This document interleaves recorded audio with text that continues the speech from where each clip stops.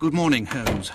During this long night I got little rest. I cannot forget the terrible face on that poor fellow we found last night.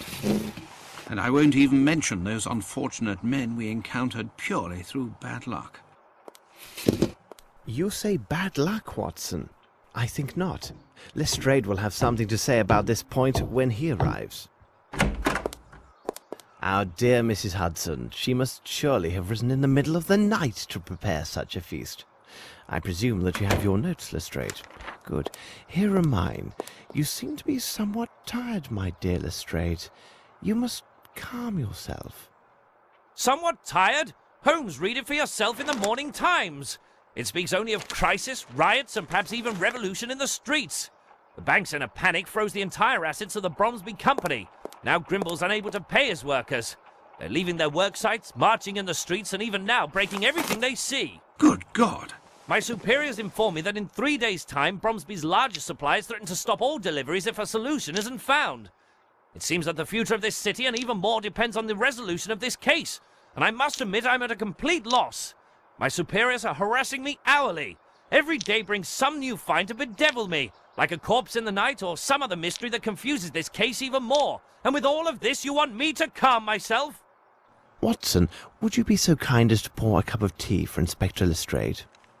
You see, Lestrade, the dimensions of this case are merely a reflection of the larger faults of our fragile and complicated society. London can be viewed as a game of 4 million dominoes, which are placed one after another just so. Should some event cause one domino to fall, then another domino shall surely fall as well, and so it will continue. To stop this chain reaction, there is only one alternative. You must remove a domino, and this reaction shall cease. I agree that the sudden spectacle of all of these falling dominoes is most disconcerting.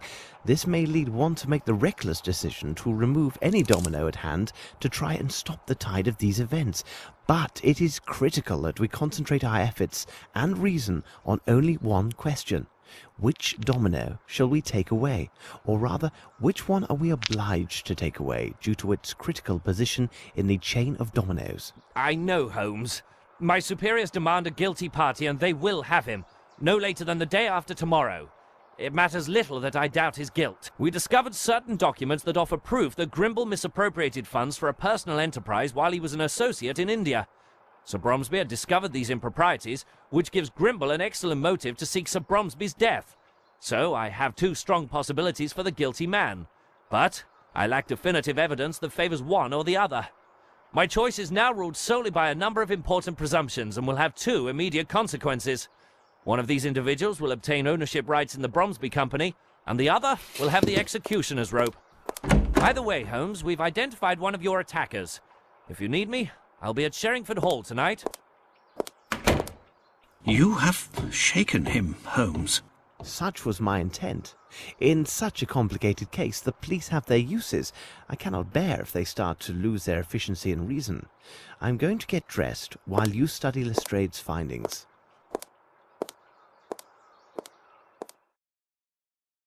I must read the documents Holmes gave me. Hello, this is Chiak. We are back again with another set of Sherlock Holmes, the case of the silver earring.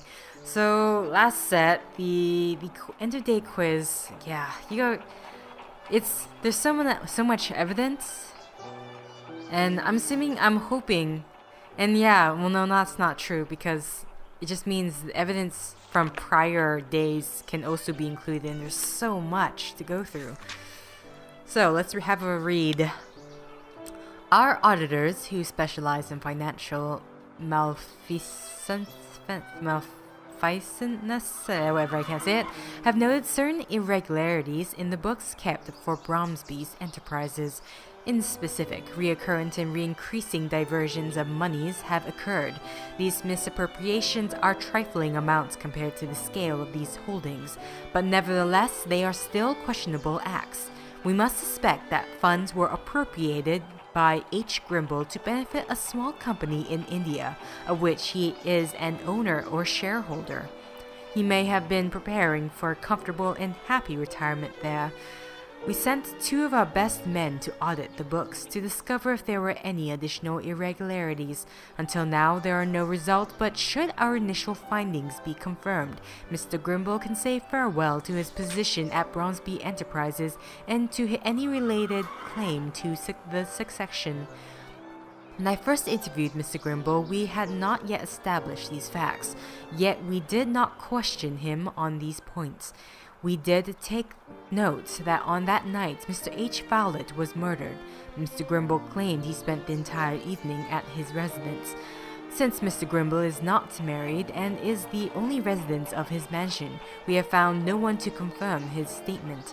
Mr. Grimble was familiar with Mr. Howlett and his house, as he visited there several times with Sir Bromsby. The document discovered that Mr. Fowlett's home proved that he had been informed by Sir Bromsby of Grimble's financial misappropriations. Here is another item of a singular curiosity. Mr. Grimble and Mr. Fowlett were quite similar in appearance. Wu Jie, the aggressor, Asian by birth, was identified as certain Wu Wang Jie.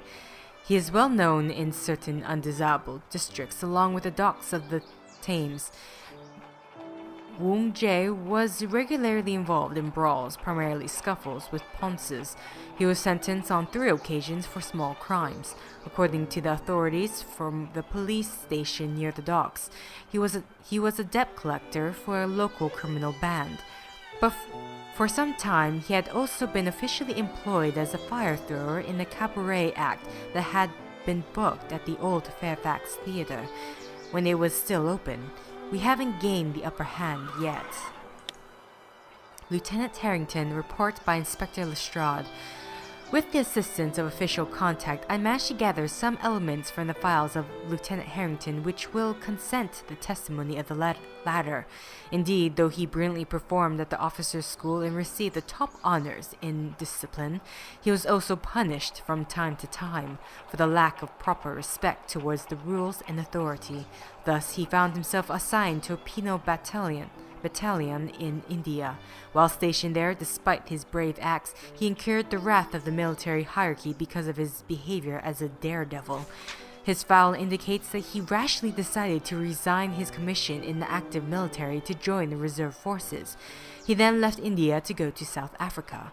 No doubt the court will be hard-pressed to believe the testimony of a man whose passion gains the upper hand over his reason.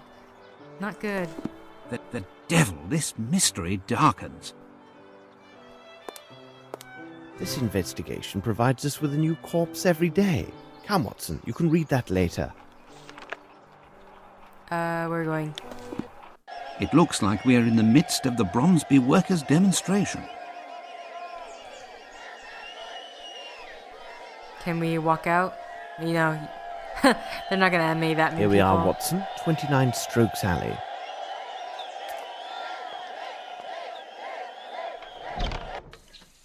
By Jove, if it isn't Sherlock Holmes. Hello, Appleby. You're always nearby when there's a whiff of gunpowder in the air, aren't you? Of course, Mr. Holmes. But what are you doing here? Aren't you working with Inspector Lestrade on the Bromsby investigation? Appleby, I have every reason to believe that the murder of Hunter directly relates to that very case. May I ask you to tell me what you know, and then give me leave to examine the scene? Of course, Mr. Holmes. Who's Hunter? What are the facts? Last night, between 9 and 9:15, a fellow came for me. I was at the pub, which lies a bit further down the lane. He told me that there was the sound of a shot from this bungalow. When we got here, the door was locked. After the landlady got her key, I opened the door. There I saw the dead man lying on the floor. And here we are. What did you do next? Well, Inspector Gregson is in charge of the case. He's due to arrive today to start the official investigation. At least they've removed the body. Do you have any further details about his death? He was killed by a bullet right through his heart. There was just one shot. At first glance, it appears to have been a small caliber weapon. His landlady told me that he was a common fellow with nothing to remark about, no friends to speak of, not even a lady friend. A lonely soul. He has been staying here for 2 years. The landlady told me he spent most of his time with this flower garden.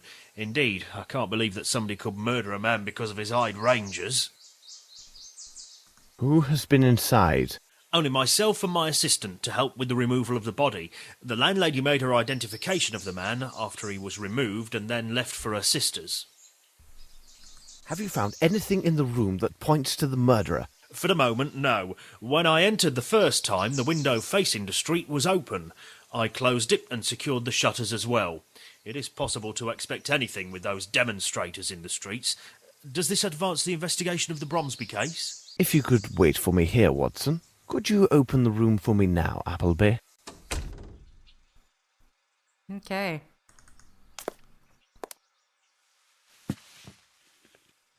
It's a trace of human blood. You're not looking in the right area, Sherlock. Okay. If there's one thing I do have to say about... Strange sketches. If there's one thing I do have to This is brand new. This is brand new. This is brand new. Is there anything else? Or are you just gonna say it's brand new?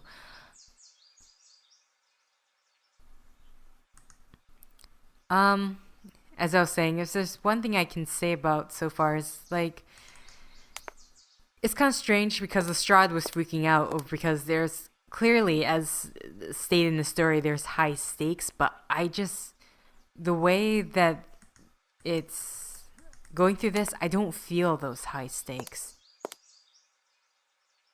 Which is...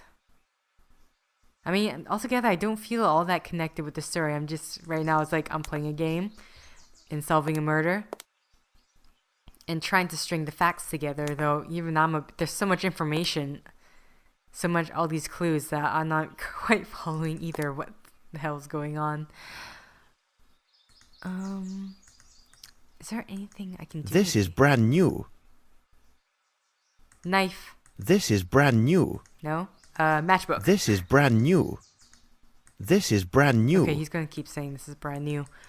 What's the point then interacting with this then? No. I still have this picture, for goodness sakes. I can't click on it anymore, can I? No. Okay. What can I click on then? Is that it? I feel like that's it. At your service, sir. Thank you, Appleby. At your service, sir. Okay, anything out here in this garden?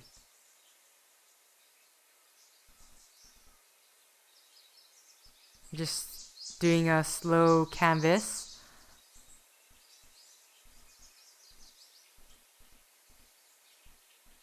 No? So literally it's only in that room. I can't talk to Watson.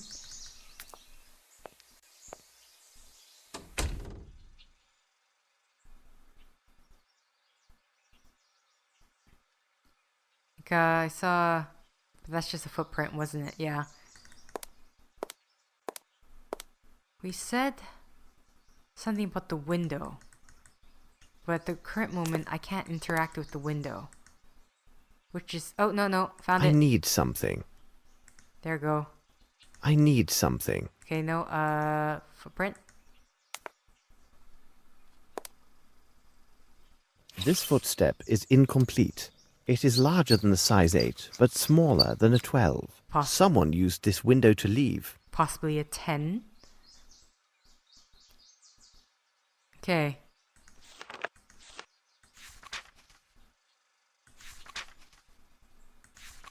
It's a new day. Oh, didn't read this. The Times, mysterious drama in London. Last night at about 9 o'clock at 29 Strokes Alley, Miss Linford, a peaceful landlady from the Soho district, heard dreadful sounds coming from one of her bungalows. Overcoming her fear, she asked one of her tenants to call for the police. The first officer of the night watch, Sergeant Appleby, found the body of the tenant, a barman from Hartford agency named Simon Hunter, dead from a revolver shot. The evidence reveals no motive for his murder, as the young man had neither any valuable nor impetuous private life. Or an impetuous. Is he the same guy that we... from that first night? The barman? There go. Oh, he is. Sorry, dude, you're dead. Okay. That was extremely nice of me. Okay, that's our only conversation for today. Is that it?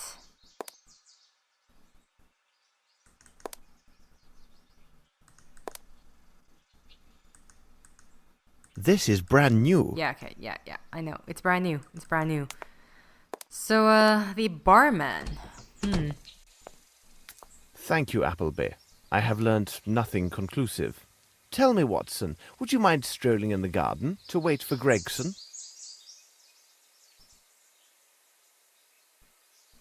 At your service, sir. Thank you, Appleby. At your service, sir. Okay. Oh, you can walk here now. So, a lot of things. Wait, come on. No, I saw something. Nothing of any interest here. But you did take the... Oh no, you're... Some of these flowers are not from England.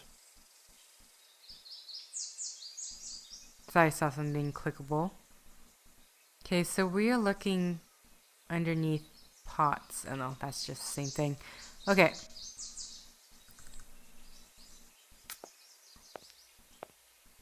What in the name of reason are you looking for, Holmes?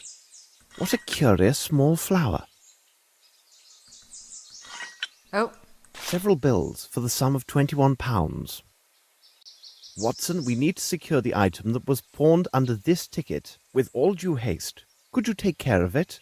We shall meet this evening at Sherringford Hall. All right, Holmes. come on, Watson, run with good haste. Let us return to Baker Street.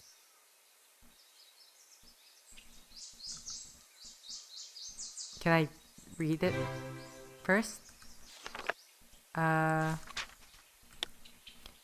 One, oh, golden exotic jewel. So Baker Street we go.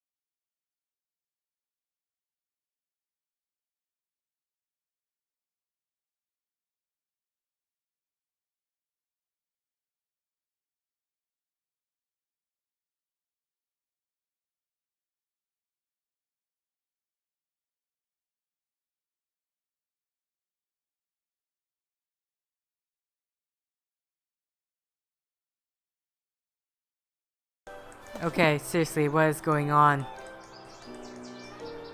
Okay.